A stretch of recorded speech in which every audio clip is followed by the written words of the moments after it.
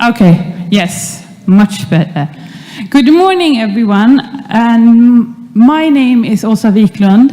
I work at the Swedish Radiation Safety Authority, abbreviated SSM. And I wish you a warm welcome to this two-day colloquium celebrating ICRP and ICRU 19th anniversary. We have hopefully what I think is going to be an interesting program. This morning we are going to focus on the celebrations. This afternoon we will continue to see what the future is like when it comes to science and radiation protection. And tomorrow morning we will have a session which would look into society aspects of the RP world. And finally, after lunch, we're going to end with a larger panel discussion where a few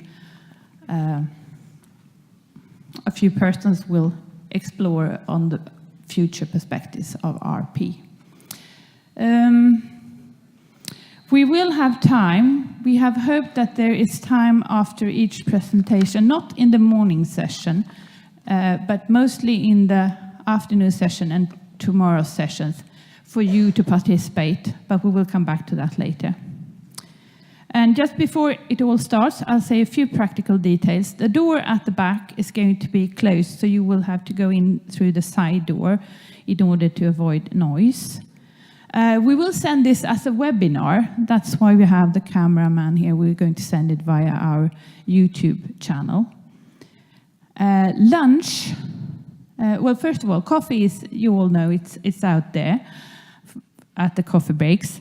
Lunch, however, we will have to move from this location across the street to another location. It's not far, and we will guide you, and you will be seated. So just follow the persons working at SSM and guiding you. We also have a science journalist, Thomas Heldmark, over here, because we are going to report from this. So just, yeah, he's over there.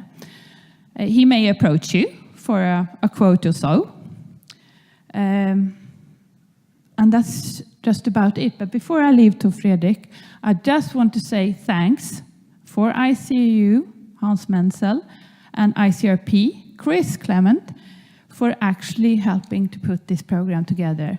Alongside myself, I've had Ingemar Lund and Andrei Wojciech from the Stockholm University to set up all this.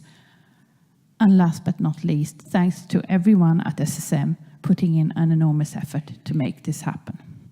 Now I leave the floor to Fredrik Hassel, Deputy Director General of SSM.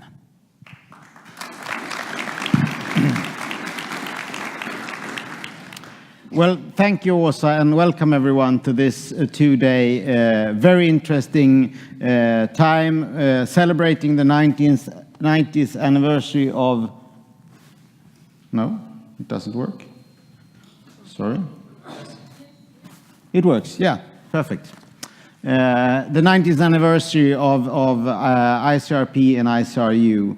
And it's a historic moment, I think, for us to be able to host these two organizations' anniversary here and organizing this event in celebration of the two organizations. This picture is from the second Radiation Protection Congress in Stockholm, 1928. The interesting thing is that it's only men on the pictures, but as we recalled by a presentation just the other day by ICRP, there were 40 women at the conference. This conference had more than 900 participants, so we are a little bit behind 90 years after, but I hope we will manage nevertheless. For me, it's impossible to not mention, of course, Rolf Sievert, who was the first chair of the main commission, but also Professor Bo Lindell, who for many years served as expert and Director General at the SSI in Sweden, developing the Swedish radiation protection system, but also as a leading person for ICRP for many years. I have also put up the books, the 4 books that Bo Lindell wrote about radiation protection history, and I think they are mandatory for all in the room to read and to learn about the history. And now there are some of you that don't speak Swedish that think that you will be able to get around this mandatory thing, but I can tell you that they are translated into Spanish and very soon also into English. So everyone, there is no excuse for not reading the books. It's also an honor, and we'll come back to this this morning, that ICRP have organized a prize, a Bo Lindell laureate, to commemorate his work effort in radiation protection. 90 years has gone, and we are now looking 10 years ahead. And I think ICRP and ICRU have achieved many things. One thing that I would like to especially point out is this. I took part in the negotiations during the General Conference of the IAEA this September. And once again, in the Nuclear Safety Resolution, there is a special remark that puts ICRP as an NGO in the United Nations formula for developing policy worldwide. And I think this is very special, and this makes the organization unique and puts them in a unique situation together with some other NGOs that actually have a formal role in the UN system. And that is something to celebrate, to be proud of, but also to cherish and carefully work with, because this could easily be wiped out in a negotiation, in a situation where politics takes over. And I think this is something that makes both radiation protection but also nuclear safety stronger, to have this position of the ICRP in the UN formal system. But are we finished then? Is everything solved? I would like to take 2 examples, say, no, not yet. And this is of my own experience. And the first one is I took part in the advisory mission by the IAEA to the Republic of the Seychelles. I can say that I got quite a lot of comments in social media about this when I were there. Oh, you had to go to the Seychelles on a work trip. So sad for you. But the important thing with this trip, and that I thought was the real benefit of it, was when we recognized that at the hospital, the only hospital in the Seychelles, they actually screened pregnant women with X-rays late in their pregnancy to check the position of the child. And after 90 years, this is still ongoing. And that, shows that science is one thing, policy is one thing, regulation is one thing, but implementation is the important thing. And we still have something to work on at that. I hope that we handled the situation in Seychelles, but I have not been to all countries in the world, so I cannot say that this was just the one occasion. This last thing that I would like to mention, I experienced during the ICRP symposium in Seoul. And that was the presentation of Ryoko Ando, who was a normal citizen living in a village close to the Fukushima nuclear power plant, and whose lives were thrown upside down by the nuclear accident and the contamination in her village and in other villages around the Fukushima accident. And it was one thing that actually caught my mind, and I would like to recall here, and that is when she was asked by a panelist, did you have any help by the expertise in radiation protection? And her answer was no, I did not. And I think for me and the other persons in the Swedish delegation, I know Jan Johansson was part of that, that statement have made us think a lot of how we create our emergency preparedness system, how we try to interact and give advice to citizens in these kinds of situations. Hopefully we will never have to use those advice in a sharp situation, but we need to prepare and we need to understand how people think and how they react in these kind of circumstances. And with these words, I would like to thank you all for coming.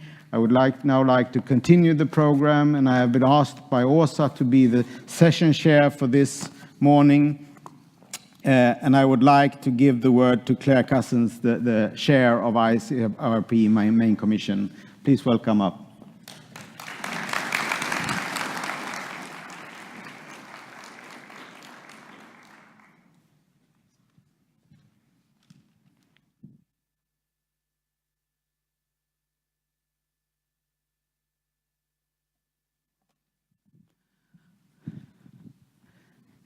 Good morning, ladies and gentlemen.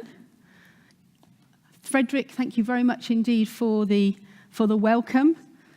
I would once again like to thank you and all of SSM who've been involved in not only organising the main commission meeting for us, but everything related to our time here in Stockholm, for our dinner last night, and particularly for helping put together this colloquium.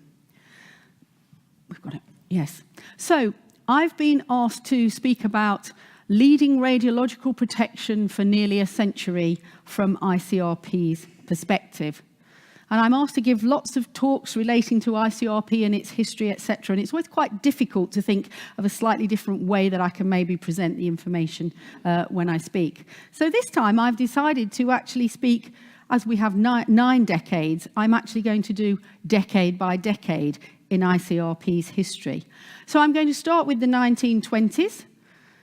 And as you now all know, ICRP, but it wasn't called ICRP, was founded in 1928 at the Second International Congress of Radiology. And it was called the International X-ray and Radium Protection Committee at the time, IXRPC. And of course, the reason we are here 90 years later is because it all began here in Stockholm. We've dug quite deep into the history of ICRP as we've headed for this significant anniversary. And these were the founding members of the IXRPC. Two names probably stand out more than any others.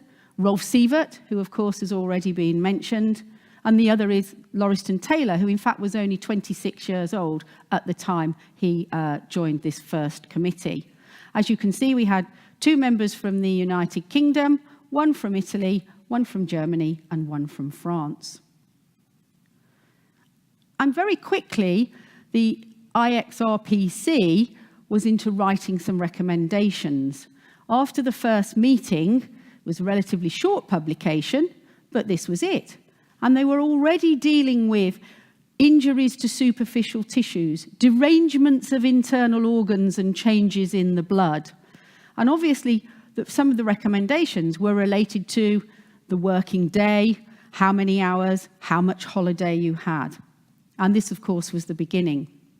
In the beginning, they had their first dinner at the Hasselbacken restaurant. And this is where we had our big celebratory dinner last night, which I have to say was an absolutely fantastic and memorable event. We tried to recreate very much last night how the first dinner actually was 90 years ago. We were in the same restaurant, in the same room, which actually doesn't look that different.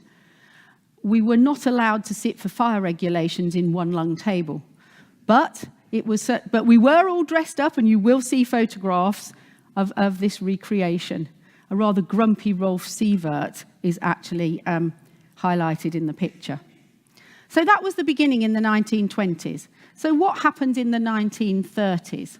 Well, before World War II, there were 4 meetings of the IXRPC between 1928 and 1937. And these meetings were held in conjunction with the International Congress of Radiology.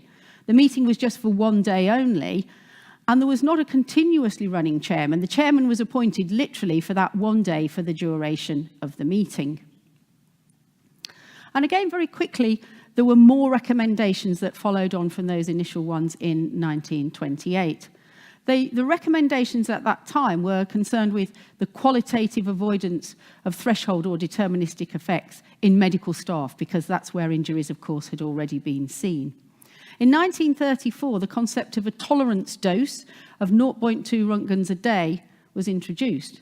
And if we think back, that's equivalent to approximately 500 millisieverts a year, or 10 times the present occupational dose limit for a single year.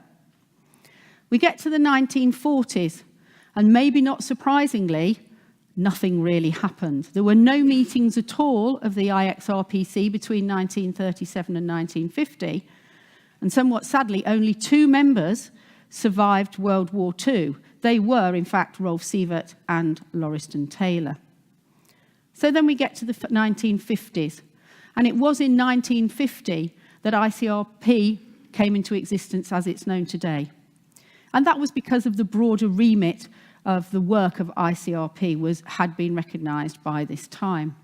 ICRP also began to work much more independently from the International Congress of Radiology. And by 1953, there had been 5 subcommittees established with the Roman numerals 1 to 5. By the time it came to the late 1950s, the chair did then have a more continuous role and was not just appointed for the duration of the meeting. In 1950, the tolerance dose was actually changed to a maximal permissible dose of 0.5 Röntgens per week, equivalent to 150 millisieverts per year. And by 1954, there had become more concern for the general public, with a maximum permissible level that was 10 times lower. Also in 1954, the recommended use of the term absorbed dose in RADS, and the word REM was also, or the concept of the REM was also introduced. By 1957, ICRP had actually begun to consider its first advice for pregnant women. And in 1958, the recommendations that were published the following year was the start of the series of the publications as we now know them as Publication 1. The weekly dose limit at the time was replaced by a limit on the accumulated dose equivalent, and this corresponded to an annual occupational effective dose of 5 rem, or 50 millisieverts, and the public dose limit was then set at 0.5 rem, or 5 millisieverts per year. And so into the 1960s. By that time, of course, there were other international organisations had been established, and ICRP was already forming relationships with these other organisations. The first full-time paid secretary of ICRP was appointed in 1962. Again, up until that time, this had been a voluntary and unpaid position, and that was David Souby, who in fact is the longest running ICRP scientific secretary. The committees were then changed from the subcommittees with Roman numerals to committees with the numerals that we also know today, and that was established in 1962. These committees were given the titles Committee 1, Radiation Effects, Committee 2, Internal Exposure, Committee 3, External Exposure, and Committee 4, Application of Recommendations. So obviously the names of Committee 1 and Committee 4 have continued until the present day, but Committee 2 and 3 have actually changed their name, which I will come to. In the 1970s, the ICRP produced another set of recommendations, as we all know, in 1977. But it continued to review and update the names and missions of the committees, and particularly, as I mentioned, Committee 2 and 3. So Committee 2 became Secondary Limits, Committee 3, Protection in Medicine, which again is its current title. The recommendations in 1977, Publication 26, included a description and a mathematical definition of the effective dose equivalent that had been developed by Jacobi a couple of years before. Although it wasn't actually included as such in those recommendations, a statement was produced the following year in 1978, and that's when ICRP used the term effective dose equivalent for the first time. At that stage, there was also a new system of dose limitation, and it was the first time that ICRP introduced the concept of the 3 principles of radiological protection, as we use today: justification, optimization, and limitation.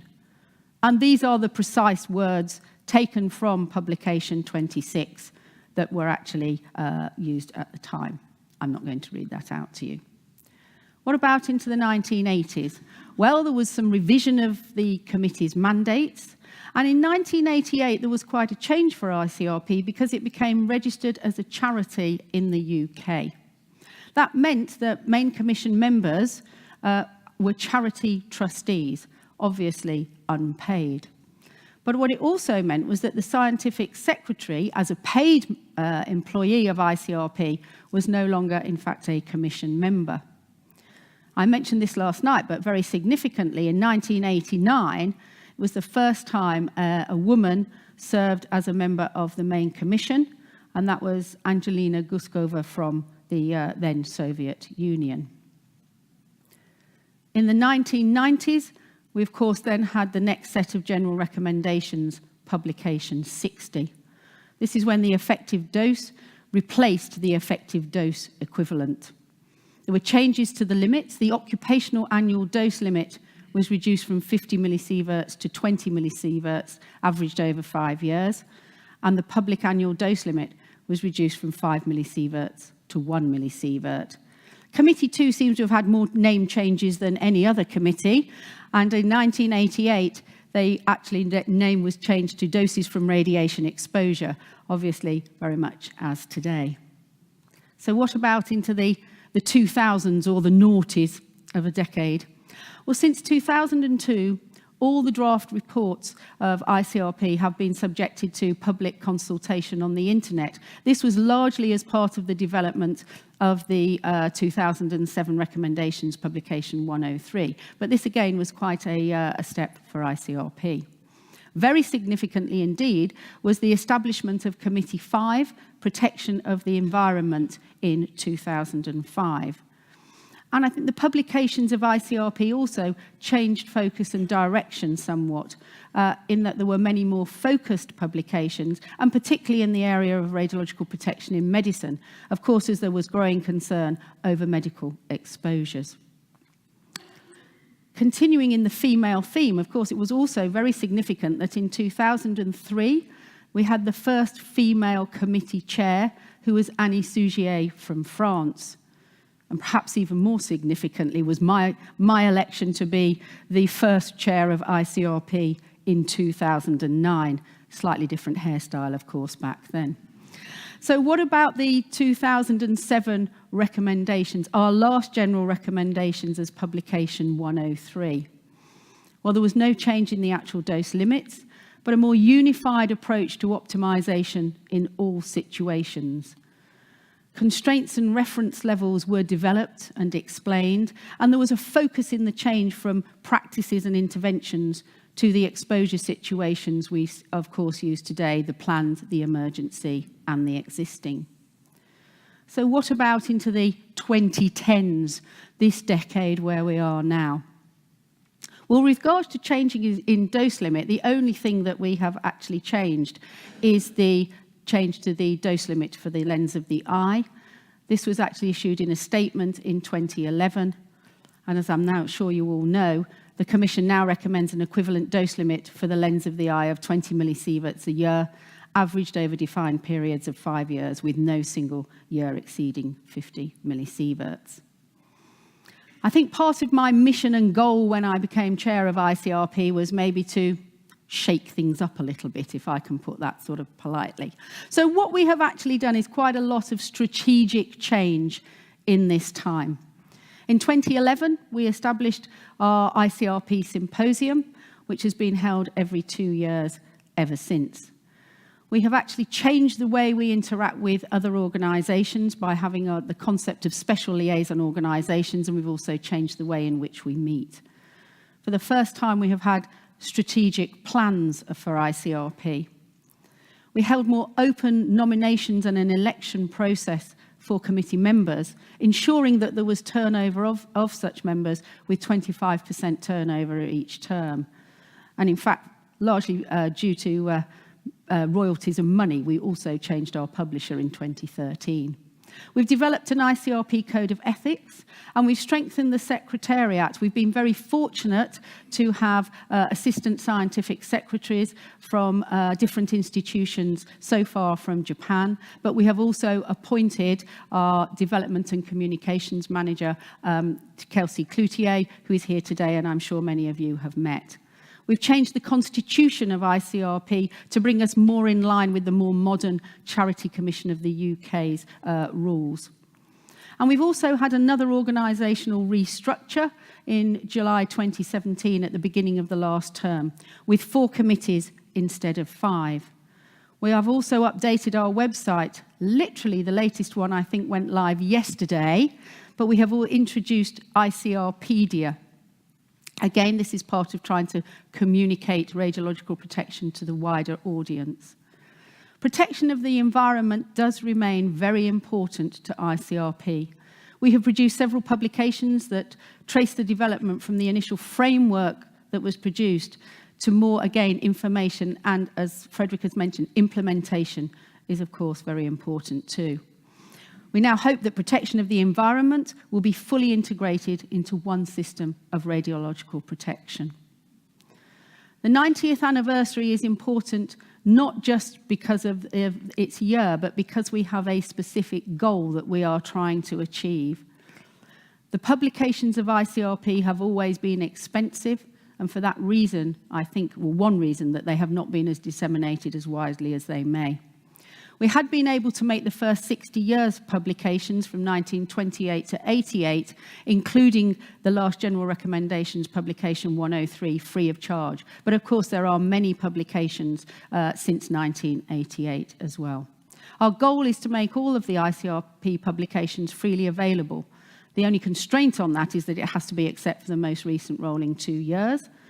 We are hoping to raise €500,000 or have it pledged by the end of 2018. And I'm very pleased to say, thanks to support of many organisations here and individuals, we are about 2/3 of the way to achieving that goal. Something else that we will be seeing before too long is what I'm calling the New Look Annals. The annals has looked very much the same for many years. You may say don't judge a book by its cover, but somehow having something a little more attractive maybe is a little more enticing to at least open the cover. So I'm not going to show you what it looks like, but the next publication of ICRP, publication 140, will look rather different from those that you have seen before. And so into the next decade, beyond and towards the centenary. Actually, I will be stepping down from ICRP in 2021. So actually, most of this decade won't actually be anything to do with me, except that I do hope that there will be some ground will have been set by then. ICRP, as we know, as I say, celebrates its centenary in 10 years' time. Without any promises or any definite commitment, we have to start reviewing the system of radiological protection again. It's 20 years since the process began before. I'm not saying we're going to do it, but I think it's a target to work towards that we should consider having the next set of general recommendations 21 years after the last. It's a long and winding road that we have to actually travel before we get to that stage.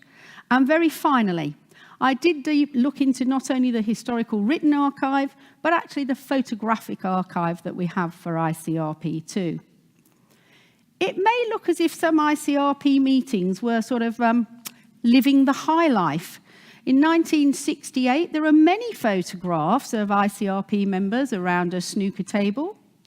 And in 1976, when in Manitoba, it seems that the main commission spent quite a lot of time actually in a powerboat.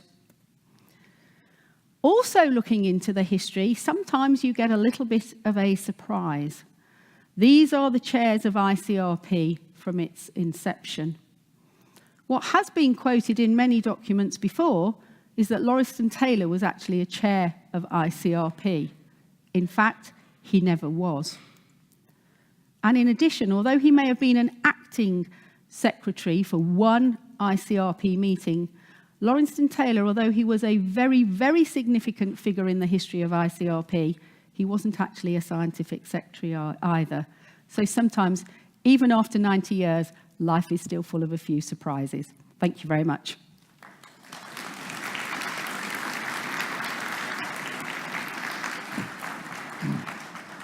I'm assuming there's no question. Thank you, Claire. When I prepared these two meetings, yesterday and today, I went through some PowerPoints that were presented by the ICRP at their main commission meeting, and there was one picture of Rolf Sievert as he looked like in 1928. And my 11-year-old son passed me and he said, "Dad, that's you on the picture." No, it isn't. The good thing is that he was just about 30 years old when the picture was taken. The bad thing is that it was 90 years ago. But you will get the truth from your children. So with this, I will give the word to Jack Valentin, who will make a talk on the legacy of Bo Lindell, ICRP Scientific Secretary and Chair. Please, thank you, Fredrik. It's a great pleasure to be here. If any of the slides don't work, it's because of Micro Bloodysoft, who have changed some of the fonts in my presentation. The photo you're seeing is one that Bo Lindell liked very much. He was not fond of getting his photo taken, but this particular one he did like. And my presentation today will talk about Bosse, as he was always called. He never was a Professor Lindell to anybody. He was always Bosse with everybody around him. I will talk about him as a scientist. He was a brilliant physicist, and he was a dedicated utilitarian, a fact which is very important to state, because he was always saying that it's important for a scientist to know which ethical values you're basing your work on. Furthermore, I will mention that he was an administrator, which everybody knows, of course. As such, he was mild, but still a determined leader of a government authority. He was a prolific author. He was popular and popularizing, and I'll explain that in a moment. And then finally, to say a couple of words about the man, who was a very kind person, never vain, very empathic. So, the scientist, as such, he was, as I explained earlier, very keen on creating the greatest happiness for the greatest number, which meant that he was very keen on collective dose and always talking about the importance of collective dose. And at times, some of us around him would think that he's very logical, but you can be too logical. He was using collective dose very much for optimization, and was one of the major persons behind the use of differential cost-benefit analysis in optimization of protection. And this, of course, led up to the 1977 recommendations, which he was actually writing. One of his other concepts was the dose commitment, where he pointed out the need to regulate not the releases from a installation during a year, but over a period until the state when you've reached an equilibrium level of the pollution caused by that installation. And he was talking a lot about the tall smokestack problem. As you know, a lot of polluting industries feel that if you have a tall smokestack, you can reduce the amount of problems, because the pollution around the smokestack will not be as high as it used to be. But if that means that you expose more people, then it doesn't much help, does it? All of this will be explained in much more detail in Sigurd Magnussen's overview later this morning.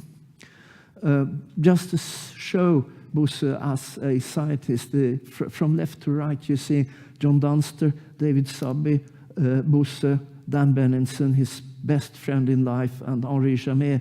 And you could easily say that in the 1970s, this was the top of all radiological protection worldwide. Right, the administrator, he had an admirable career, and his attitude was always inclusive. He started in 1948 at Sievert's then Institute of Radiation Physics as a fresh graduate from the Royal Institute of Technology at the age of 27, I believe. So something to remember, this fact that formerly people were employed to do important things when they were young.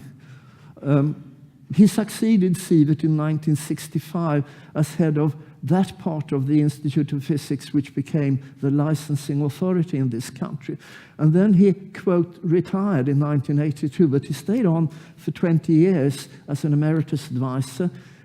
He was fearless towards government and respectful towards staff. This is, well, here you can see that the font has been replaced. Bosse, Dan Benenson, and Julian Linietsky standing talking about admin matters. As an author, he started out for pleasure and then worked for benefit. In his early years, he wrote mystery stories for broadcasting over the radio. These were quite popular. And he always responded very conscientiously to letters from the general public. In 1972, he completed a large book about nuclear power, man and safety, which explained things to the general public. And then came his magnum opus, which was the history of radiation and radiological protection in 4 volumes, Pandora's Box, The Sword of Damocles, The Labor of Hercules, and The Pains of Sisyphus. And thanks to many different organizations, including certainly SSM, we have had these translated into English, and the final details of the translations are being gone over by Chris Clement and myself, so these will be available next year. This is a photo of Bosse 1992 in his emeritus room when he was writing these books. So finally, the man. His theme was that the message is vital. It's not important who's saying it. He taught all of the staff at the Radiological Protection Institute, as it then was called. All staff were taught about radiological protection. He used to say, even the cleaners are ambassadors for the work we're doing in their spare time. Everybody needs to feel that they're part of the organization, and they also are needed if something happens, a fact which was proved very much during the Chernobyl incident. He listened very carefully and interestedly to younger staff, very happy if they disagreed with him. He was very keen on providing opportunities for newcomers, and he was quite clear that competence isn't gender dependent. So this is a photo of Bosse in his 90th birthday. As I said, he didn't like being taken a photo of, as you can see, but the next year he was happy when he was talking about radiological protection. So to summarize Bosse, he was competent, he was utterly honest, he was courageous, and he was curious. And I had intended to end this presentation by saying that's why he would have liked this prize that is going to be in his name so very much. But then last week I saw this television program, and on the telly they had this behind the scenes at the motoring racetrack. And they had this team, they went into this workshop, and there was a smashing young lady working on an engine in there. And the TV reporter came up and said, "Oh, isn't it fantastic that there are now lady mechanics?" And I thought, well, she will be very happy. No, she was furious. She said, "For fuck's sake, this is 2018. Don't you understand that there's nothing particular about having a lady car mechanic in a racing style?" So I'm not going to say what I had intended to say, that Bosse would have loved this prize. I can only say it's bloody well time. Thank you. Thank you. That's the clasp. Okay, thank you. For this fantastic presentation. And as you heard, the translation in English will be next year. So just line up for in your reading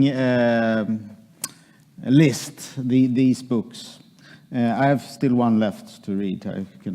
To be honest with my shortcomings. So now, Claire Cousins, once again, the introduction of the Lindell Laureate. Welcome.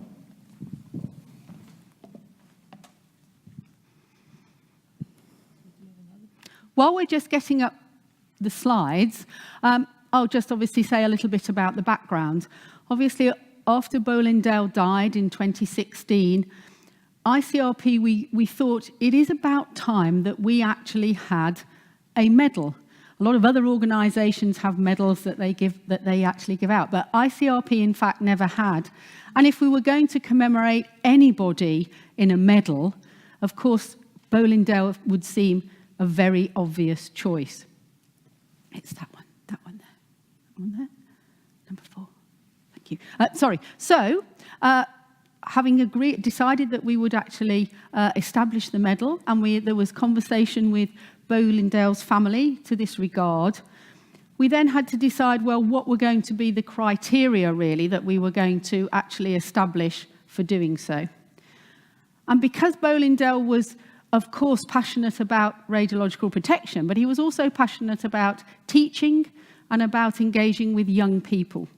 So we decided at ICRP Main Commission that the criteria we would establish was exactly that. The medal is given for someone who has had a significant contribution to promoting radiological protection, but also someone that is in their early to mid-career. So not somebody who is ancient and getting towards the end of their career. So it is with very great pleasure that I can introduce to you the very first recipient of the Lindell Medal, and that is Dr. Nicole Martinez.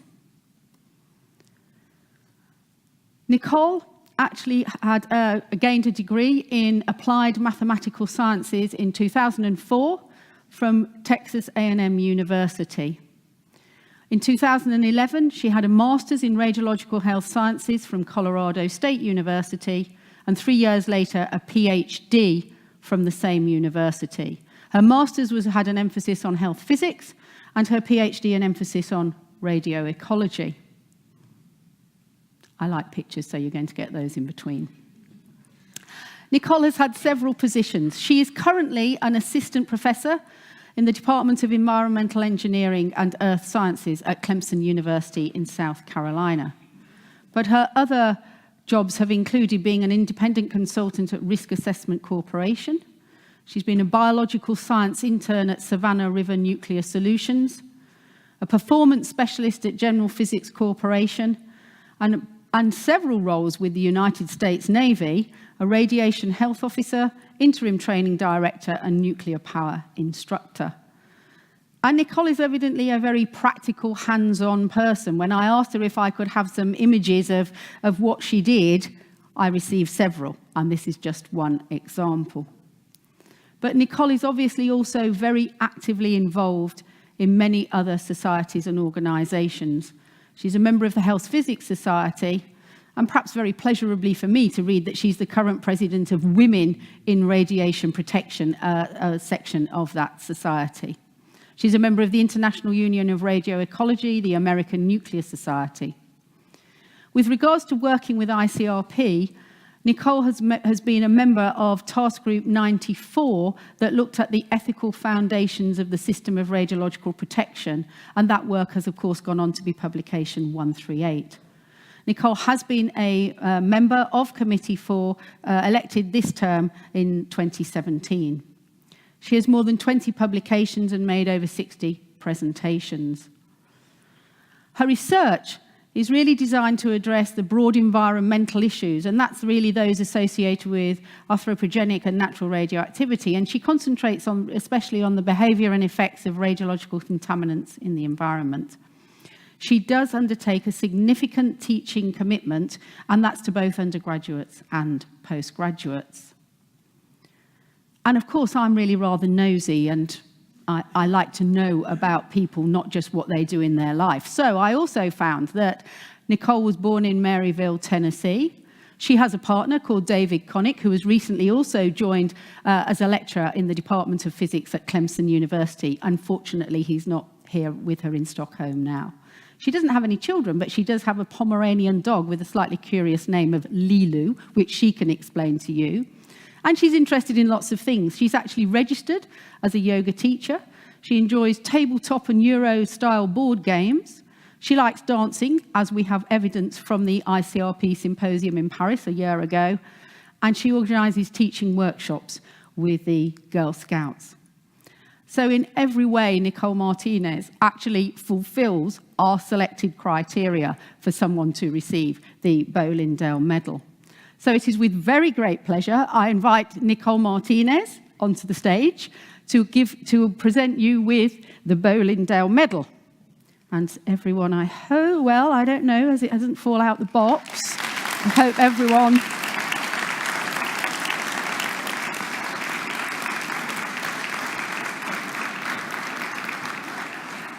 Is here. Nicole, congratulations. Thank you so much. Great. And I've shown you both sides of the medal on the slide, but Nicole can show it you for real soon. Yes. Okay? Thank you. Great. Okay, well done. Thank you.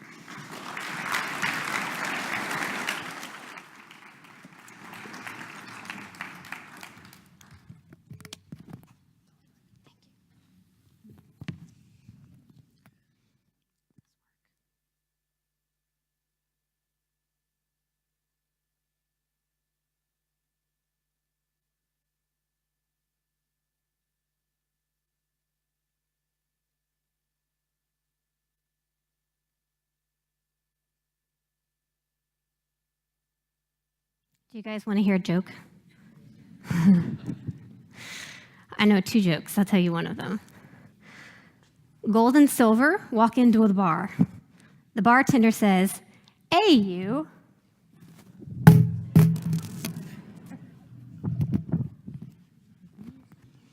Just a little taste of what you're going to get in this lecture. Thank you so much, Claire, for that kind introduction, and certainly to the main commission for thinking that I'm worthy of this award. I'm just completely honored to be here today. And I would be remiss if I didn't acknowledge that I'm not standing here on my own. This middle slide is my parents right here. This is my dad. This is my mom. It's 4 a.m. in Tennessee, and I think they're watching on YouTube right now. So hi, Mom and Dad. So I owe a lot to them for teaching me the value of both hard work and kindness. And then Dave is here too. I'm not sure if he loves me enough to get up at 4 a.m. to watch this, but I do know that he's very patient and pretty much the best person I know. I've had a lot of support through my career. I went to graduate school at Colorado State University, and all my professors there were just really supportive. Right now, I have a supportive department at Clemson University and a really good group of students.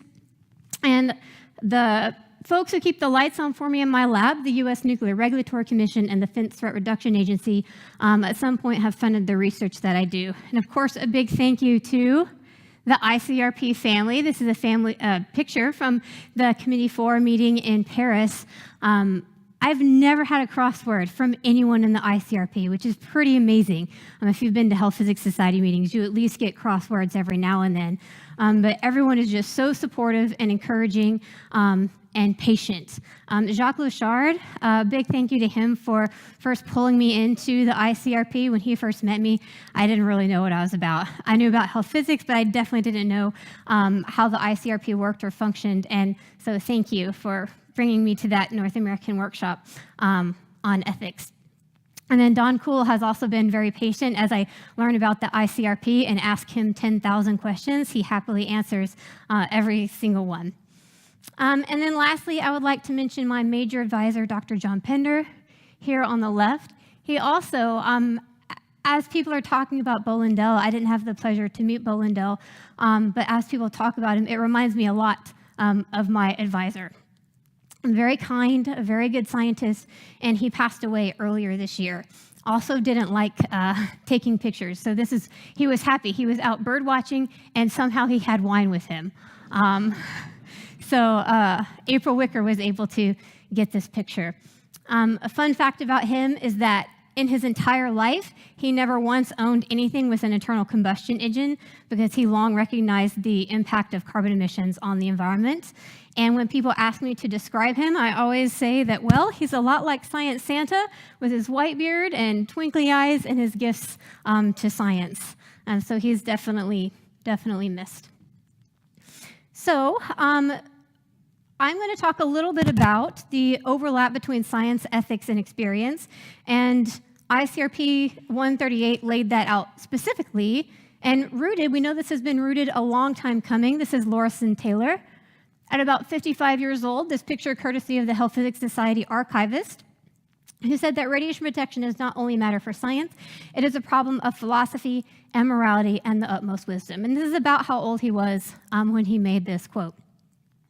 And a lot of us, maybe not all of us, are rooted hard in science, and we each have our own individual experience, and we also value the collective historical experience as the celebration the past couple of days has emphasized, and then also ethics. So I'd like to start with the commonalities between ethics and science, because maybe those aren't as intuitive. In science, we talk about how things are. I weighed this on a balance that weighed this much. That's what it is. Whereas ethics, we're talking about the way things should be, similar to law or ethics, or etiquette, the way things should be. But ethics, as opposed to etiquette, is a little more serious. If you wear white pants after Labor Day, that's maybe a questionable fashion choice, but that says nothing about the morality of wearing white pants. And then, as opposed to law, there's not quite the enforcement behind it. But the commonality between ethics and science in terms of the claims that they make is they're both grounded in reason and the human experience. Aristotle thought that you came to what determined a virtue through observation and rational thinking. Immanuel Kant, the famous deontology philosopher, thought that what determined moral duty was solely grounded in reason. And observation, as we know, is the first step of the scientific method, so there really is that commonality of reason and the human experience between them. In science, we seek to understand the physical or material world or the nature of all things. In ethics, we want us to understand moral concepts. So what makes things right or wrong? But both of these, we're trying to find the right answer, or we're pursuing the truth. So in order to pursue the truth, we have to believe that it's actually there and we can find it out. A lot of times there's a perception that ethics is this sort of anything goes, it just depends on the circumstance. But really, even if there might not be one clear choice, we think that if we get more information, eventually we could come to that right choice. And as in science, in ethics, the more lines of reasoning that lead us to the same conclusion, the greater confidence we can have in that conclusion. Science is concerned with scientific principles or fundamental truths or theories, where ethics is concerned with moral principles, which would be a standard or rule of personal conduct. And it's interesting that principle is the choice for both of those, even though it's quite a different meaning. The commonality is a justification of claims. So not only do we want the right answer, but we have to be able to explain why it's the right answer. You can't just publish a scientific paper and say, because I think so. Right? You have to have data to support it. Same thing in ethics. Everyone has an opinion of some kind related to ethics, but you really have to have a justification for how you come to your argument. It's not necessarily just a gut feeling. So what are then some theories we can use to help justify our claims of moral principles? The first one, consequentialism. Jack mentioned the utilitarian briefly, but this would be the furthering of the collective interest. So what are the consequences, short and long term, good or bad, really trying to maximize good and minimize harm. Deontology, which I mentioned, Immanuel Kant, this is respect for persons' rights, that because we are all human people, we have inherent dignity and deserve respect accordingly. So when you're thinking about your action, if it's ethical or not, you think, does this respect the rights of persons? And you consider the various people involved, because a lot of times we have multiple stakeholders.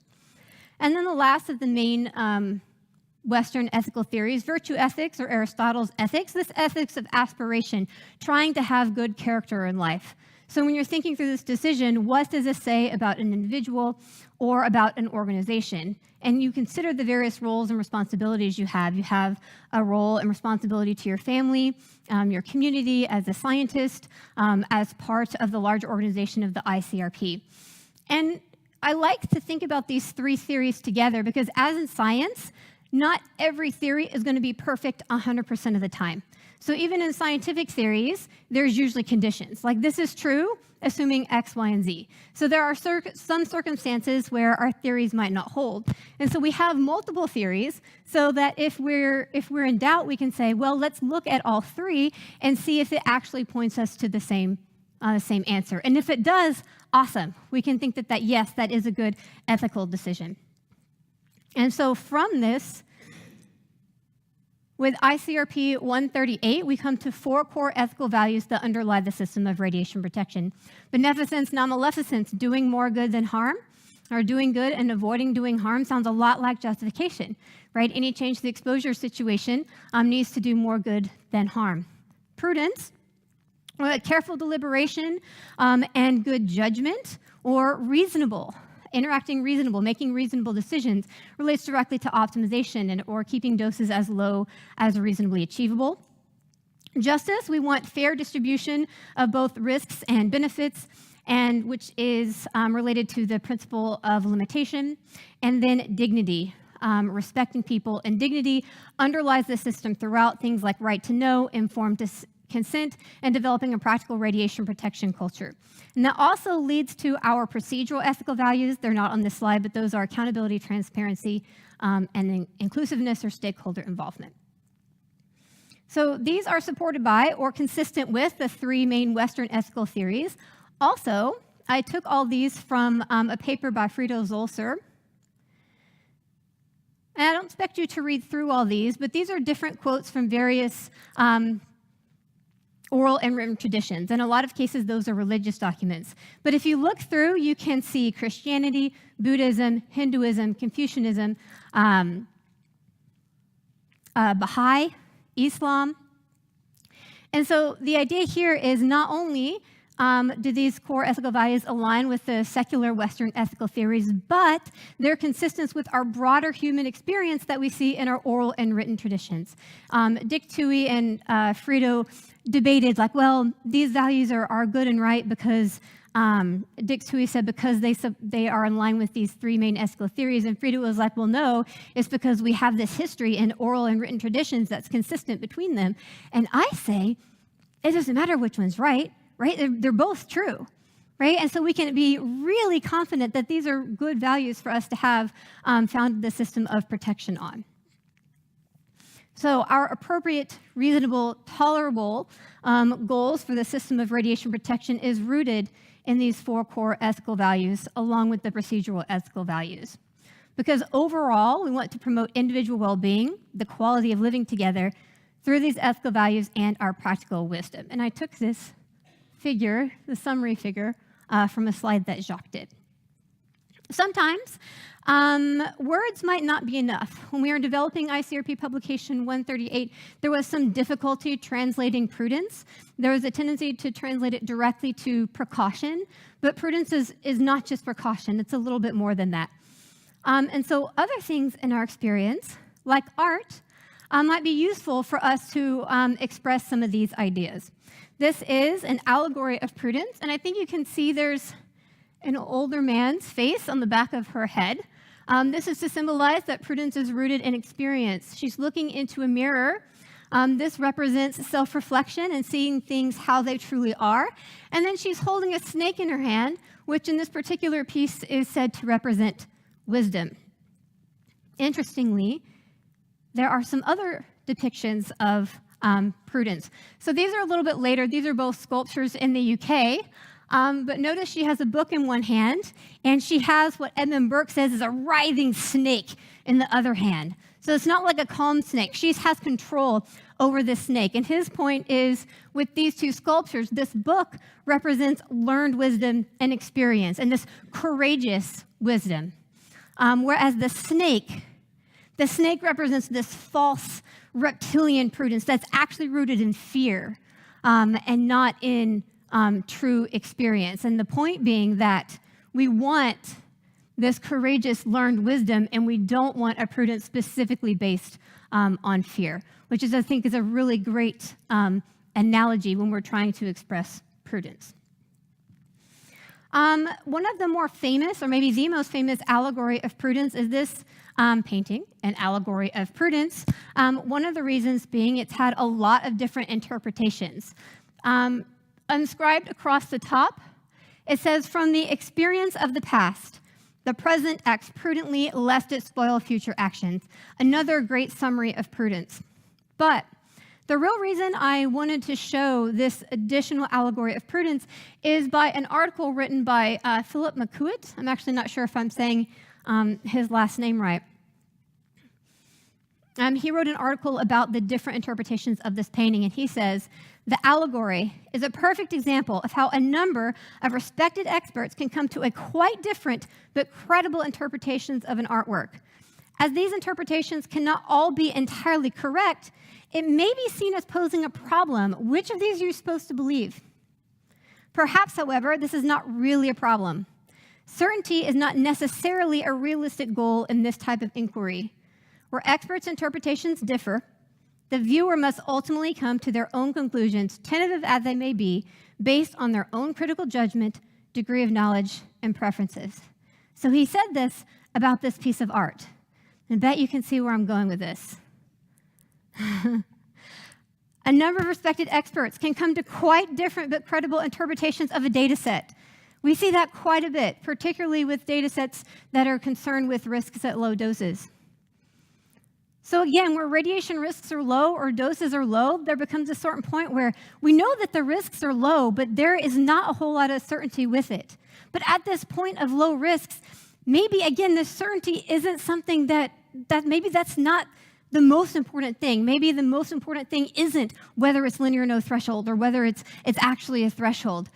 The more important thing might be thinking about how we manage the risk, how we communicate risk, so people get this practical radiation protection culture. They have all this available information, and they can decide for themselves what is safe or what risk they think is acceptable.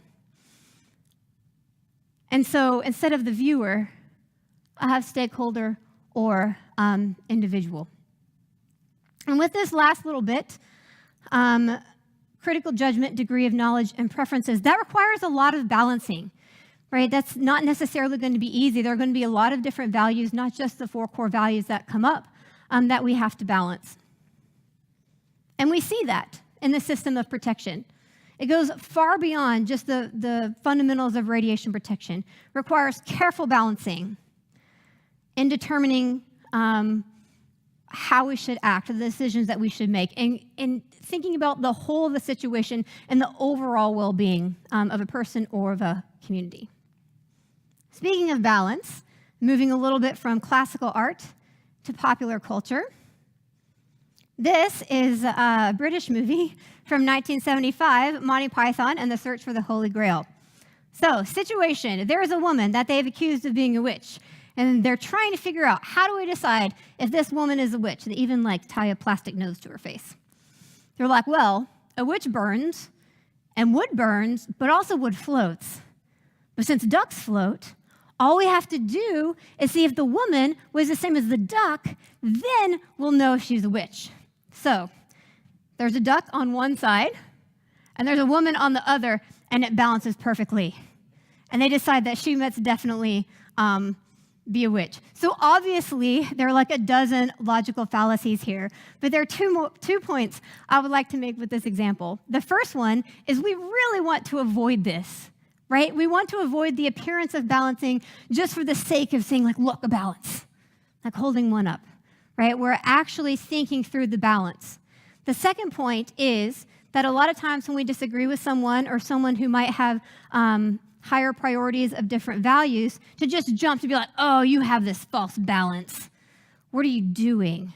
That might not be the case, right? We all have different experiences that can lead us to different values or different priorities for different values. So the better thing to do is say, oh, how did you come to that? Or we all are transparent with how we come to balancing our values. Which is, by the way, one of our procedural ethical values is transparency. So we can be inspired, maybe, by art and how that relates to transparency. We can also create our own art. Many funding agencies now are requiring a summary figure of the project. These are a couple out of my lab to sneak in some of my science. But a picture is worth 1,000 words, and sometimes. We had the editor from Science News come give a seminar at Clemson, and she made a couple of points that I thought were really good. One, she mentioned accountability. In many researchers' cases, in my case certainly, we're funded by the federal government, and that ultimately comes from taxpayer money. She says, well, you have an accountability to the taxpayer, or wherever your funding is coming from, to show what you're doing and show that you're making a good use of the money. And a lot of times scientific papers are behind paywalls, but graphical abstracts are not. And so that's one way you can communicate your science and be held accountable. The other, of course, is transparency, and then even a little bit inclusiveness. A lot of times art like this is more engaging than just a series of words.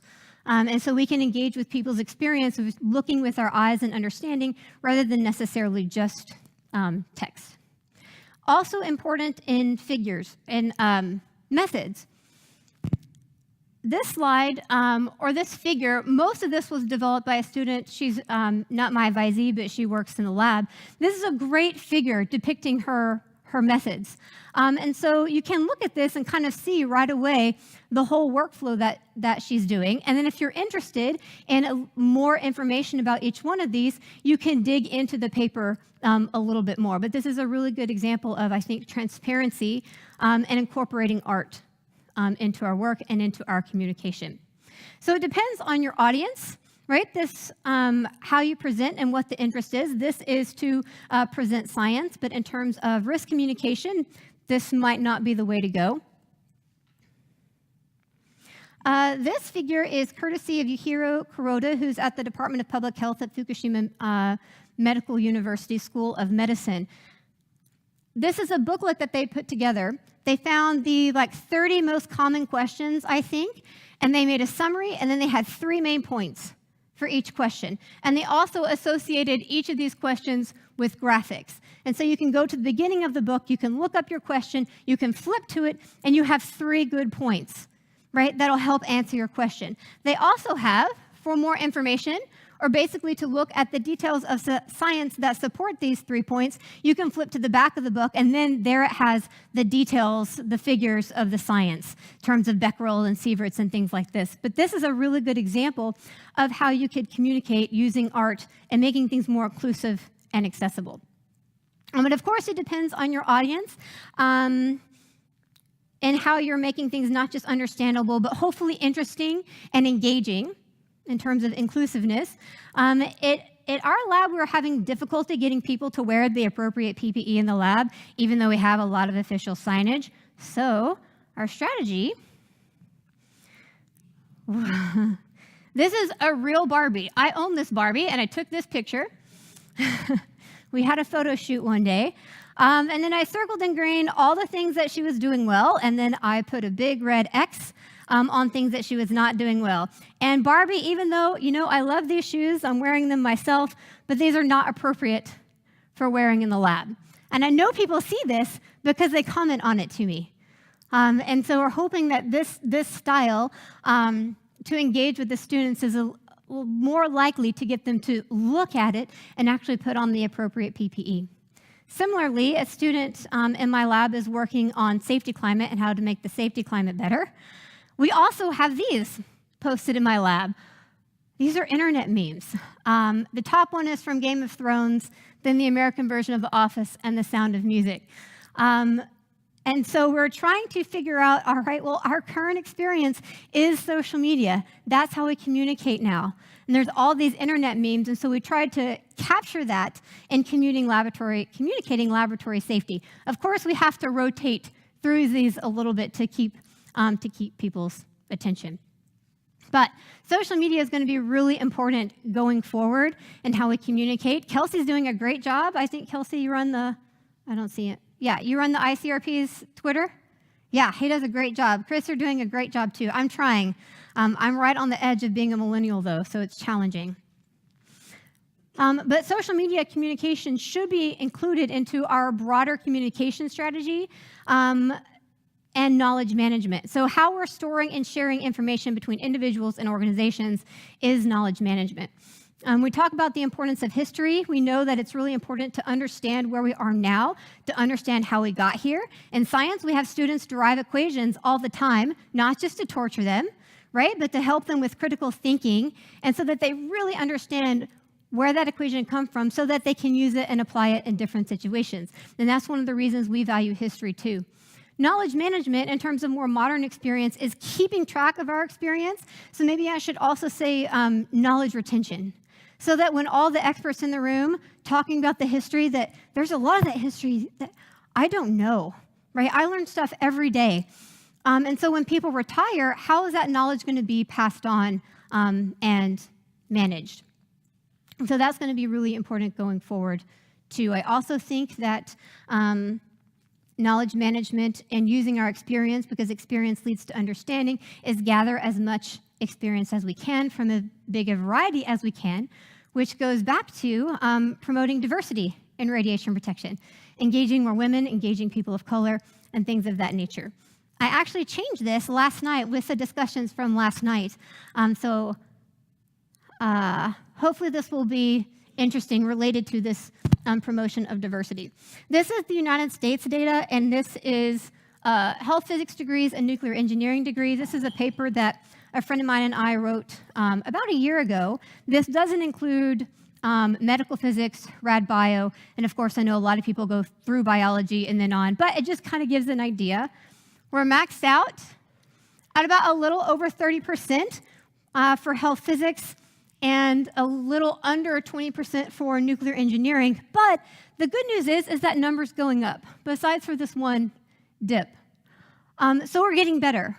Still not quite to 50-50, but it's encouraging to see that there are more women going into these sciences.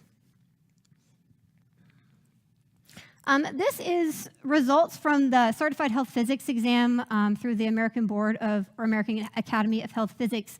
I think it's interesting to see we don't know, or we can't get how many women took the exam to know the percentage passing, but the blue part 1 of the exam is the early career part, and part 2 is the mid-career part, but about 15% of part 1 and part 2 are women passing. So 15%, it doesn't sound great, right? A CHP is not the be-all, end-all, right? There are plenty of people who don't pursue a CHP, but it might give us a little bit of metric into how many women we're engaging.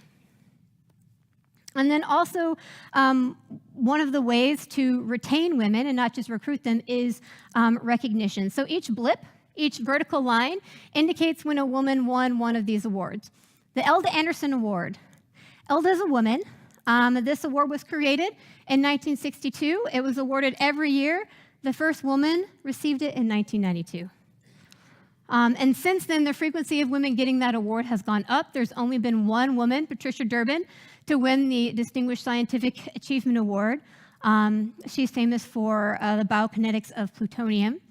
And then just a few Founders Awards. So ideally, more recognition for women, too, to encourage women currently in the field. So what are some things that we're doing then? Girl Scout Day is one of them.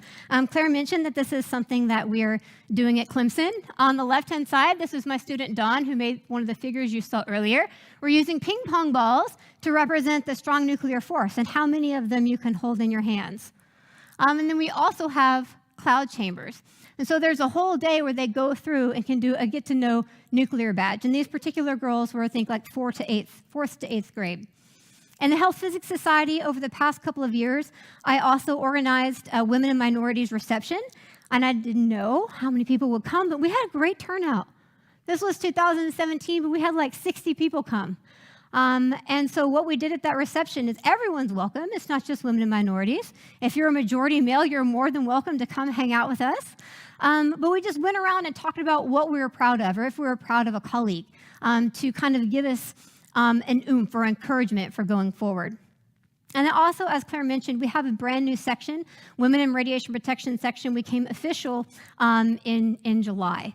And so right now we're focusing primarily on women's issues in the workplace, but we're hoping to, moving forward, tackle the broader issues of inclusivity and diversity in health physics. Also, if you look at this month's Health Physics Journal, I was the guest editor for this issue. Every single article in there is led by a woman. Of course, men were reviewers, men were co-authors, but the big focus is the contributions of women to radiation protection. There are forum articles. The past presidents of the Health Physics Society wrote a piece on their experience.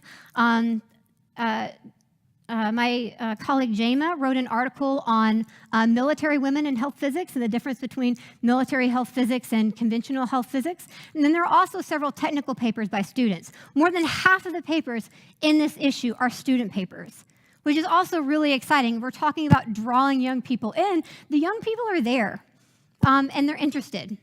So it's just a matter of finding more ways of engaging them.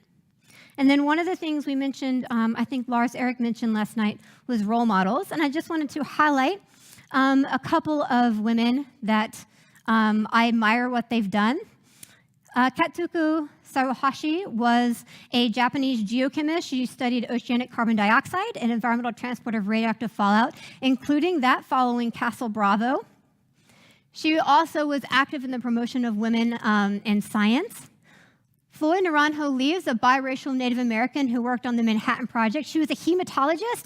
She was the person who took blood samples from Lewis Lawton and Al Graves after the Demon Core incident. You can see her oral history on the Atomic Heritage website. It's fascinating. She also played tennis with Enrico Fermi, and according to her, she won all the time. He encouraged her to go back and get her PhD, which she did. Tikva Alper is a very famous radiobiologist. She worked in Lisa Meitner's lab. I like her because she was an outspoken critic of apartheid in South Africa. Leanne Russell, this is with her husband Bill, was the foundational element of the Megamouse project, which came out with the dose rate defect. Some firsts, as Claire was mentioning. The first female president of IRPA was Nettie Beekman. There are 4-year terms, but the second woman wasn't in 2012 when Renata became president. Elda Anderson was the first female president of the Health Physics Society, and it was the 4th president overall, actually, and it was quite a while until we had a next one. The next one was Genevieve Rossler. Gail DePlanck was the first female president of ANS, and only one of 3. Of course, Claire, our first chair of the ICRP, and our own Kathy Held. I thought this was a good picture. This was tweeted out, I think, yesterday. But here she is, right there in the middle. First female president of the National Council of Radiation Protection and Measurements. The last things I want to mention very quickly is that not only diversity, but there are other individual experiences that we need to be aware of and take care of as we can. This was a study from earlier this year. Sexual harassment in academia, experienced by both men and women, but predominantly women. 50% of women faculty and 20 to 50% of women students are experiencing sexual harassment in academia. This is also true for LGBT. 40% of LGBT physicists over the past year either witnessed or experienced discrimination, and a good portion of those considered leaving their position because it was so bad. And not just discrimination, but bullying. And so this shifts gears to be a little bit lighter. I watch this show. It's very cathartic. This is a show for adults who grew up with Hello Kitty. And this little red panda works in an office that's not a great environment. So to deal with that, she sings death metal karaoke at night. But up to 20% of the global workforce is exposed to bullying. And this is in addition to other types of discrimination that we face. But the bottom line is not that we're experiencing that in the ICRP or the ICRU, but that someone you work with, someone you sit next to, someone who works for you might be experiencing this. And so we need to be aware of it and figure out how we can help. The Health Physics Society recently adopted a respectful behavior policy to that purpose. But ultimately, that boils down to solidarity. Solidarity, we talk about the people we're serving, the public. Absolutely, solidarity with the public, but also solidarity with each other and the people that we love, that we work with. Recognition and support of unique individual contributions enables the community to more effectively contribute to the benefit of its members as well as the world at large. So we include more people, we include more experiences, we get better together, and we are better together. And my last slide, this is what I have so far for a Venn diagram of science, ethics, and experience. I will take suggestions of better words to put in, but in the end, our good decisions can be made with all three: science, ethics, and experience. Thank you.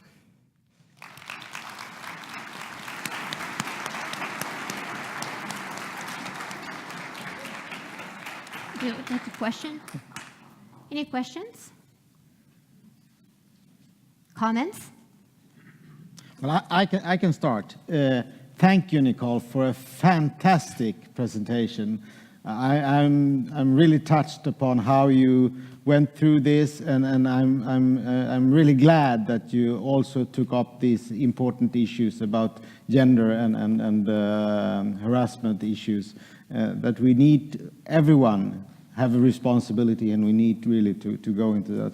So really thank you for this, and I think your presentation showed that you're worthy the prize that you have been given. Thank you. So now we have a time for one or two questions. Anyone in the room that would like to put a question? Yes, please. Please say your name as well.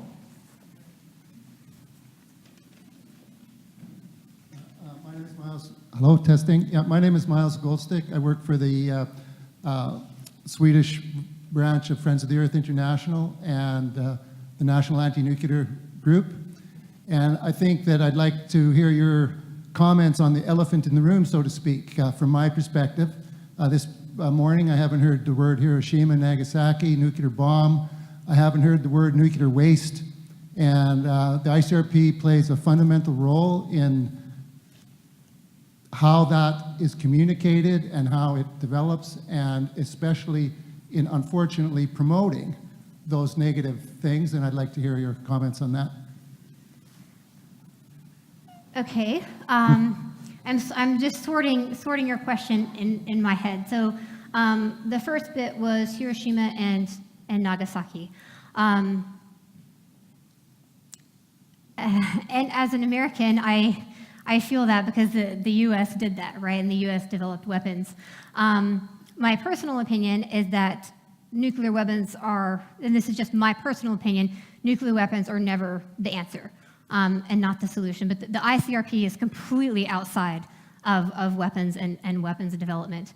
I also think that one of the things that I had in earlier versions of this slide is that a lot of people don't realize the extent of nuclear weapons testing, but also peaceful uses of nuclear explosions. They used to use it for excavations and things of that nature.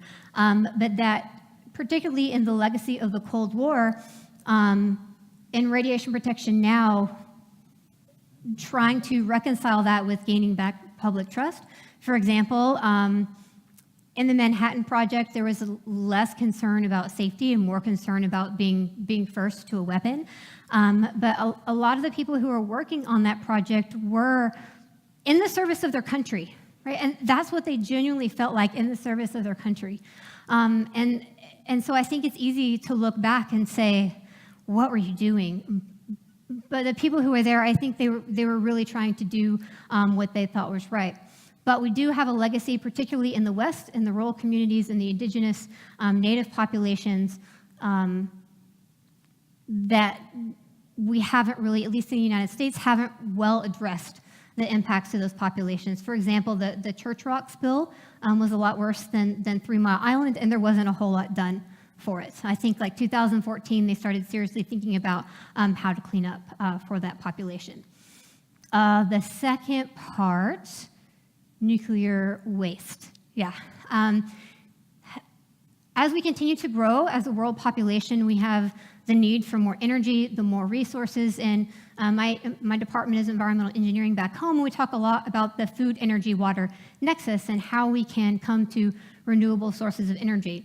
I think that nuclear has a great potential to be one of those, but as you mentioned, we do have to have a good, responsible plan for waste management. Sweden's doing a great job with that. Finland is doing a great job with that. The United States, maybe not so much in figuring out how we're going to do with our waste. So I think you have a good point there. And I assign that as a comprehensive examination question to my PhD students is the ethics of waste management. Was that the last part? Okay. Yeah, thank you. One last question, anyone? Come on. It's coffee. Okay.